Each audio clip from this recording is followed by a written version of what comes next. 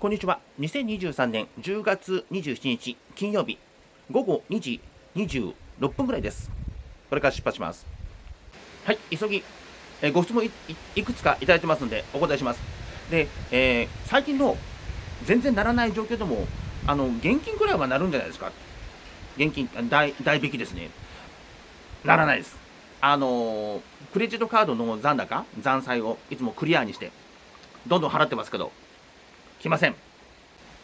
あと、他のプラットフォーム、ウーバーじゃなくて、出前館とか、他はどうですかって言うんですけども、出前館さんはそんなに忙しくないようです。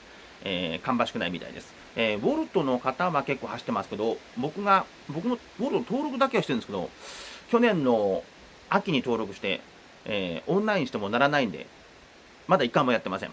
で、昨日メニューのことをたまたま聞いて、メニューは北九州から撤退したのかと思ったら、そうじゃなくて、やってるらしくてね、小倉の都心部だけでは、エリアはあるそうです。で、そこで、鳴ってる方もいるんで、やることは可能だそうですけども、その程度です。あと、スピードによって、上位のランクの人と、で、中くらいのランクの人と、下位のランクの人と、上から順番に仕事が降りてきますよ。で、昨日、一昨日も話したんですけども、そのスピードの係数っていうか、そういうのは、常に常時、モニタリングして、ウーバーが平均速度とか最高速度とか取ってるんじゃないか。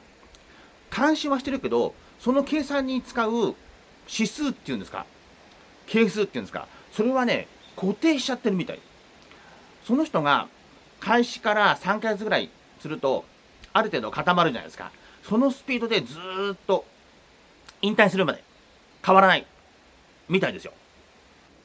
というのは、YouTube でも、本部に連絡してみたら、急になるようになったとか、Twitter でもありますよね。本部にならないから連絡してみたら、なんかどっか調節してもらってなるようになったとか、そういう話聞きません？で、その係数を多分直してもらったと思うんですけどもね。で、僕なんかもね、この間、5キロピックのマクドナルド、一回話しましたけど、そこ行くと必ず注文が入る前に僕が到着しちゃう。で、僕も怒ってる。なんでこんな早く来るんだ。で、それやっぱり上に掛け合ったら、僕の速度がだいぶ昔のになってて、全然変わってなかった。ということでした。で、僕の数字は今、平均10キロにしてもらいました。移動する速さ、それからお店で待つ時間、それからその他のなんかいろいろ地図見たりとかね、でトラブルの対処の時間とか全部入れて平均10キロ、そのぐらいでお願いしますと言ったら、はい、わかりました。で、今ちょうどいいです。で、その自分の速さのスピード係数、スピード指数、どっちにしましょうか。スピード指数だと、なんか競馬最強の法則みたいになっちゃいますもんね。清水清春、男と女のスカイブルー作戦、また当たったとか言うんだけど、あんだけ買えばね、縦目も買えば全部当たってるでしょうみたいな感じなんだけど、そういう話じゃなくて、スピード係数にしましょう。スピード係数、自分の気になりません？そのね、求め方っていうか、ちょっとしたコツで分かります。自分が、アプリで仕事を受けるとき、このロング嫌だなケロってあるじゃないですか。で、そのマキシマムの数値、僕の場合だったら大体10キロになってるんですよ。自分の移動平均が10キロだから。たまに12キロとか来るけど、それはレアケースで、ほとんどがね、マキシマム10キロです。なんでかっていうと、自分の平均移動速度が10キロだから。で、ご自分の、雑感でいいですから、よく来るやつで、ロングで蹴ってるのあるじゃないですか。それが、ご自分の移動の速度で設定されてるはずです。バイクさんの場合は、12とか13とか多くありません？ 14 の人もいるのかしら。14だともうスーパーですね。とても速いですね。その順番で並べられてるはずです。で、僕は10キロなんで、バイクさんよりちょっと遅いから、で、ほとんど登録がバイクさんだから、僕はこの地区では最下位なわけです。ですので、バイク組とか、自転車組とか、ウーバーの方ではシステム的に分けてあるわけではないですから、ロードバイクでもね、乗ってすごく速い人いるじゃないですか。で、手際も良い人。そういう人たちは、平均の速度が12とか13とかなってるんで、バイクさんと同じように仕事入ってきますよね。ただ、バイクさんよりちょっと劣るのかな、確率としては。どうしてもね。でもバイクさんでも、いつもぐるぐるぐるぐる回っててね、なかなかつかない人いますよね。で、時間かかっちゃってしょうがない人。で、そういう人は、多分ね、平均の移動速度が落ちてて、あんまり入ってこないはずです。あともう一つ忘れてました。昨日ご質問いただいて答えなきゃいけないと思ってた。やたら長距離案件ばっかり通ってくるんですけど、なぜですか？昨日一緒に食事したバイク、北九州市のバイクの配達員さんも長距離ばっかりなんだけど、なってこぼしてました。それはどうしてかっていうと、僕が思うに2つ理由があります。他にも理由あるかもしれないけど、私は知りません。で、そのうちの1つは、自分のレベルの速さの人、同じ人たち、みんな仕事をやっちゃって、自分だけなんか干されてる時ありますよね。どっか違うとこいて、たまたまなるとこいなかったとか。で、自分だけちょっと、やってる率が下がってるわけですよ。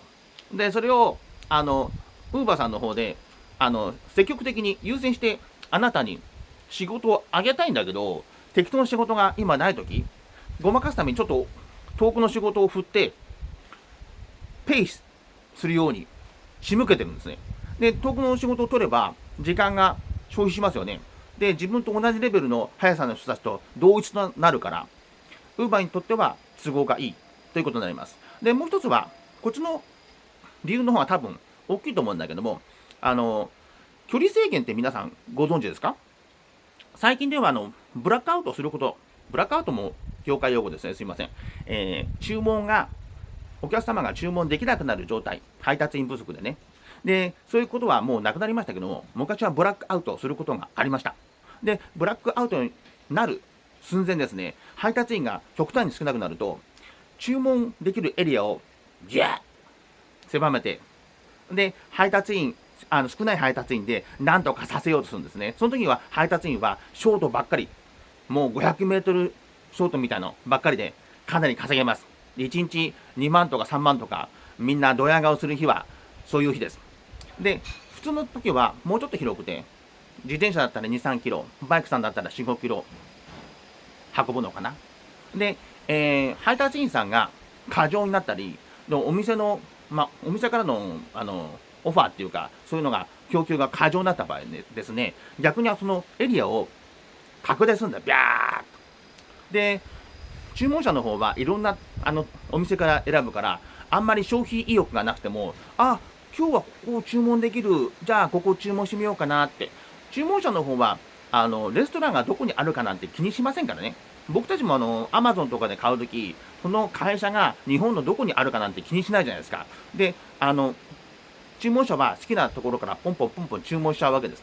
で、いつも近くのマクドナルドしか注文しないけど、飽きてますから、他のが出てくれば、そっちを注文するわけです。そうすると、どんどん遠くの仕事が増えてきます。で、今、閑散期だから仕事ないのに、さらに私たちの自転車が配達できる、ショートの仕事はなくなっていくわけです。で、その2つが原因で、多分、後者の方が今、ウェイトが大きいと思います。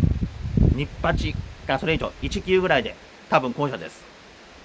はい、では、このくらいで質問は多分終わりだと思います。もしなんかまた思い出したら途中でお話しします。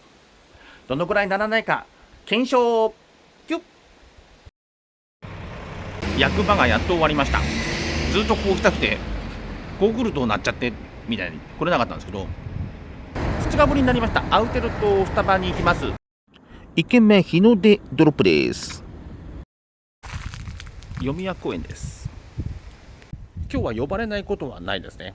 2軒続けて、6キロから7キロぐらい、4モルから桃園方面呼ばれました。2軒目ドロップ菅原です。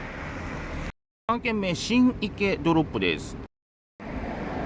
ここまで3件やって、運転時間のオンライン時間に対する利用率が 36% で、僕の先週の平均、29% に比べてもちょっと良すぎるんで、これは月火水木からの貯金というか繰り越しだと思うんですけども、これがどこまで繰り越されるのか、それともここで終わっちゃうのか、ちょっと見てみます。阿蘇2号公園帯域です。阿蘇2号公園帯域です。ここでちょっとゆっくりします。4軒目、旭ヶ丘ドロップです。5軒目ドロップ、室町です。6軒目ドロップ、立町です。9時で終わりにしました。